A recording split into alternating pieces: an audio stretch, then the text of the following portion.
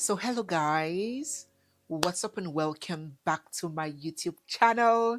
It's me, your girl barrister Neze, and this is Nezeville. One single false accusation can destroy a man in one day. And sadly, when the truth arrives, it often arrives late or arrives whispering, not as loud as the false allegation came. But justice is not just when one is let go after a false narrative. Justice is when the truth is just as loud as the falsehood. And that is why I am making this video. I am dedicating this video to everyone and every man who has been accused falsely or wrongly. As I proceed with the story, let us share our thoughts, our experiences, our comments down in the comment section. And if you're new here, you're seeing my face for the first time, or if you've been watching us without subscribing, don't forget to hit the subscribe button, give this video a big thumbs up, drop all your comments down in the comment section per usual, and stay glued for we have so much more coming your way. Let us proceed.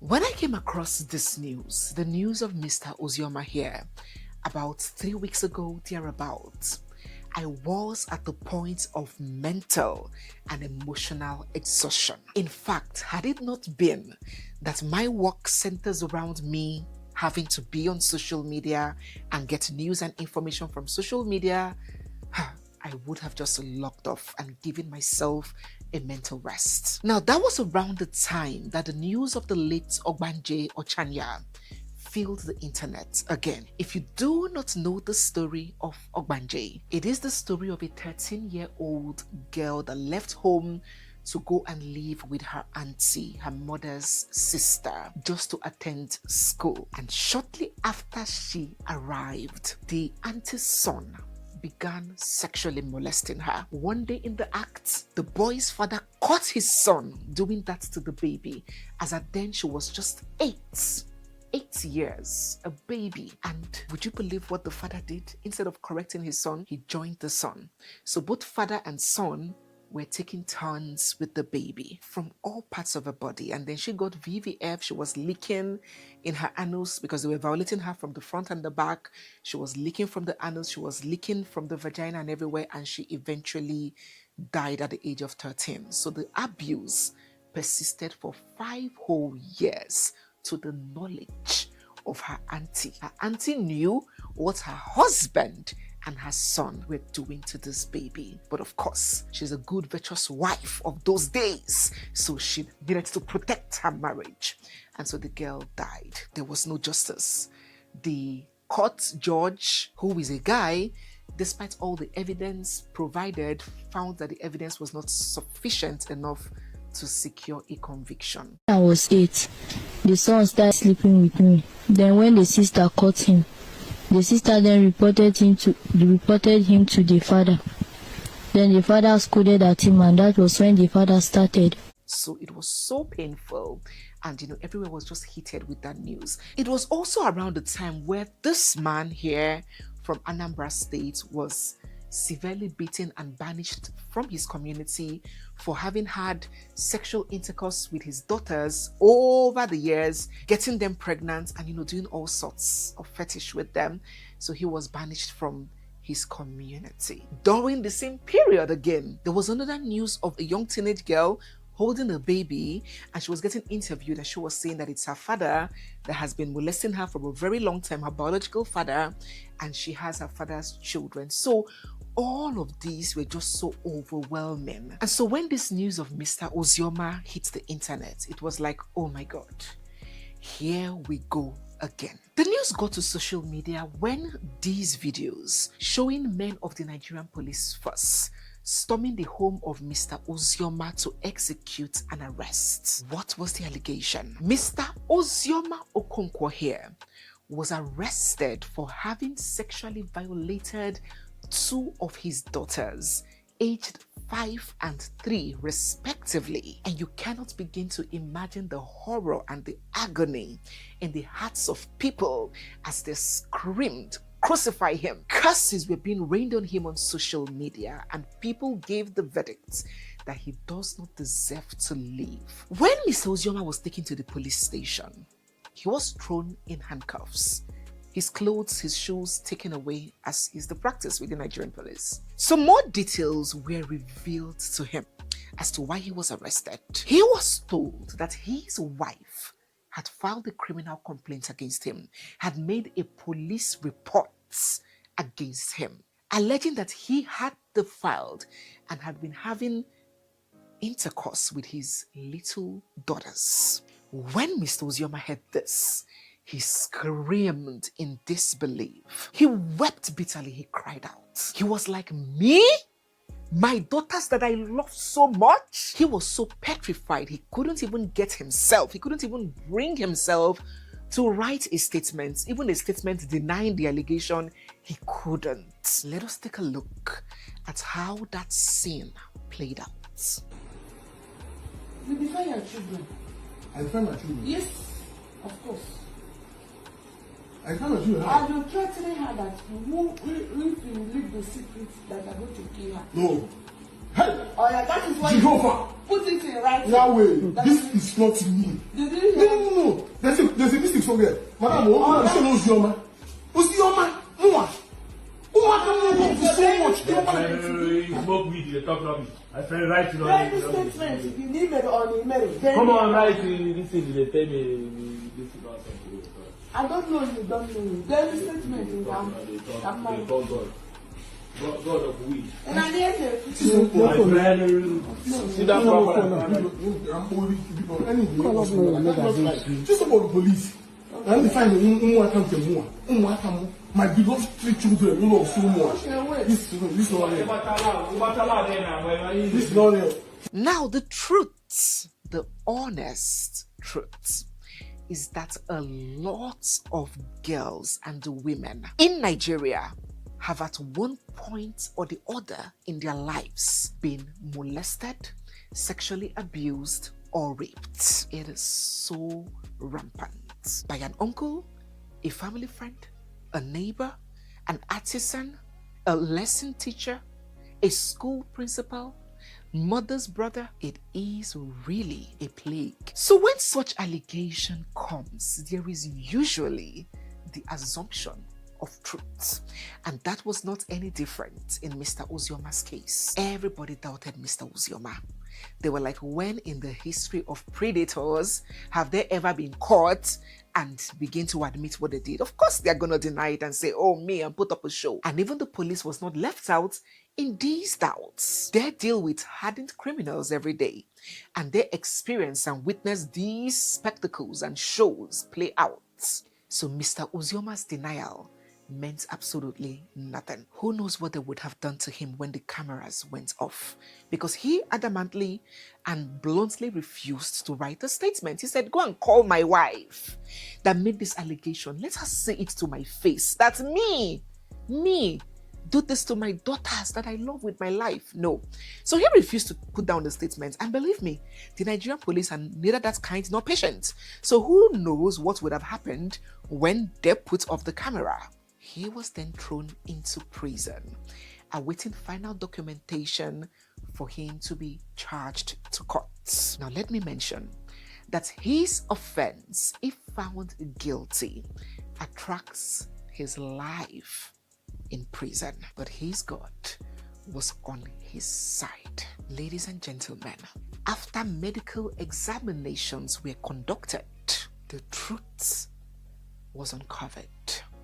Let us read this together. The Enugu Police Command confirms the arrest and arraignment of married woman who accused husband of defiling their daughters and coaching their children to make the false claim. A statement released today by the command's spokesperson says that on the 25th of November 2025, the command received a complaint from Okonkwo Chisom, female, aged 29, lodged at the command's Emene Police Division, alleging that her husband, Okonkwo Ozioma, had been defiling their two daughters aged 5 and 3 years, and threatening to kill her if she disclosed it. However, following the husband's arrest and a diligent investigation, the allegations were found to be false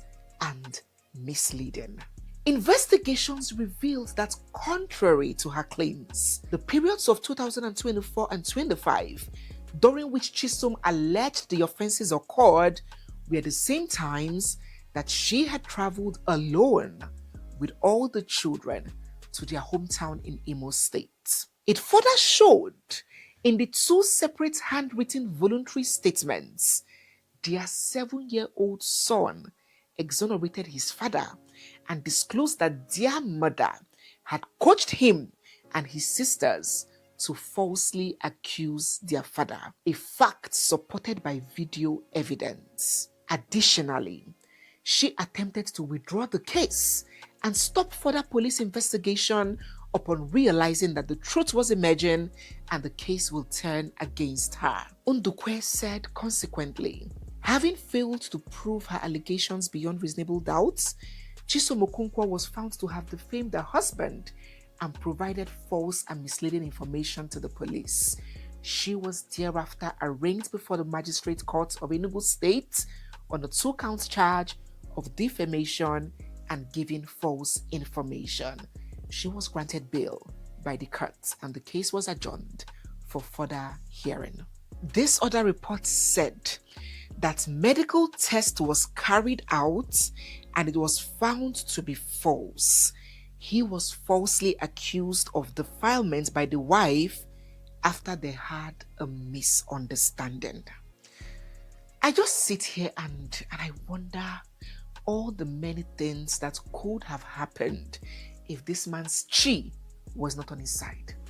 First and foremost, when this woman came with the accusation, she came publicly on the streets. She yelled in the open that look at what her husband had done. That man could have been mobbed and killed immediately. Secondly, I just imagine that, God forbid, these children had been violated by somebody else and medical examination shows that there was defilement, but it wasn't this man. How in the world would this man have proven that that was not done by him? He would have spent his life in prison. Thirdly, I'm just imagining if the medical examination went wrong. Remember the story of James that I brought to us, that he was accused of molesting his baby and taking her life, and a wrong medical examination was given that made this man almost go to prison. Watch that story. Very powerful story. Just imagine if such wrong result was given in this case. This man could have died with shame and suffering. But I'm now wondering even more why the police came out with this story, why the arrest was even made at first without preliminary investigation, without this test, without these exams and results quietly obtained. Okay, even if they wanted to secure an arrest so he wouldn't run away, why was this case made public when the result was not out? It wasn't clear that there had been any defilement at all. Now let us quickly review the law. What does the law say? Some people may be wondering and asking, Nese, what if she didn't know? What if she honestly suspected or believed for good reason that such a thing had happened? Now the answer is that when somebody makes a criminal complaint, genuinely believing it to be true, then there is no criminal liability in the event that it is not, or it turned out not to be true. As a matter of fact, the law protects people who report suspected child abuse on the grounds of reasonable suspicion, clear concern, well-founded belief. Even if it turns out to be wrong, good faith reporting is not punishable by law. But on the other hand, which is the case here, according to this statement by the police spokesperson and according to the charge sheets which I have read, the intent was maliciously motivated. She lied, she staged it, she coached the children, she used the accusation to gain an advantage, the advantage of revenge. She deliberately tried to destroy the man. And that, my dear brothers and sisters, is a criminal offense. Before I let you in on what the law prescribes as punishment for this kind of behavior, take a listen as to how some women coach their children and do these kinds of atrocities. Say it again. Your daddy. My daddy Touch your bum bum. touched my bumper On Saturday. on Saturday. Your daddy touch your bum bum on Saturday. Yes. Say it again. Daddy touched my bumper On what? Saturday. Saturday. So what is the legal consequence for this kind of conduct? First, slander, which is a type of defamation, and it attracts imprisonment for up to 1 year. Secondly, giving false information to the police, which is contrary to section 140 of the criminal code, and that can attract up to a 3-year jail term. Thirdly, false accusation meant to incriminate, and that can attract up to 7 years imprisonment. But Mrs. Okonkwo in this case was charged with 2 of these offenses, the first and the second. That's defamation and giving false information to the police, which comes with 1 and 3 years imprisonment respectively. If found guilty, she could spend up to 4 years imprisonment if the judge directs that the jail term should run consecutively, meaning she will serve 1 first, she will serve 3 years first. After the 3 years, she will now serve 1 year. That's consecutive sentence. But if the judge directs that the sentence runs concurrently, meaning as one is running, the other one is running too, so the total will now be 3 years, which is the maximum, the longest. So she could spend within 3 to 4 years imprisonment. It could be less because the law directs that this is a maximum of this year's imprisonment, so the judge can, by discretion, give less. So what are your thoughts on this? Do you believe that this number of years in prison is fair? Or do you believe that the law should make the punishment for these kinds of behaviors more stringent, more heavy? Do you believe that instead of the regular defamation laws that cover every other defamation actions, that the legislators should make a separate law that would govern and cover defamation that has to do with falsely accusing someone of sexual misconduct, such as rape, that would prescribe the same exact punishment that that accused person could have faced if that accusation scaled through? Like in this case now, that Mr. Okonkwo could have faced a life imprisonment if a false accusation succeeded. Do you believe that she now should also face that life imprisonment? Or do you believe that spending 3 to 4 years in prison is enough punishment? Let us get your thoughts down below. I do hope that we have learned from this lady's case. I do not want to believe that any of us here are capable of this atrocity. Oh, please, if we do not know, let us know that a false accusation can kill a person's soul. When you accuse somebody falsely, you do not only break the law, you break their lives, and that damage never disappears. What's even worse and more painful for me is this kind of falsehood. This kinds of falsehood deepens the silence of those who are truly violated. It gives reason for society to now cast further doubts on the real victims. It attacks the credibility of every survivor who needs the world to believe them, who needs the law to take them seriously. Do you know how much courage it takes for a survivor, a victim, to come out and speak? But women like this undermine their strengths. This is really painful and pathetic, and I do hope that the law takes its full course. Let us drop your thoughts, your comments, and your experiences down in the comment section. So guys, yes, we have come to the end of today's video. If you're new here, you're seeing my face for the first time, or if you've been watching without subscribing, don't forget to hit the subscribe button, give this video a big thumbs up, drop all your thoughts down in the comment section, and stay glued, for we have so much more coming your way. It's me, your girl Barrister Neze, and this is Nezeville. I'll see you guys in my next one. For now, bye.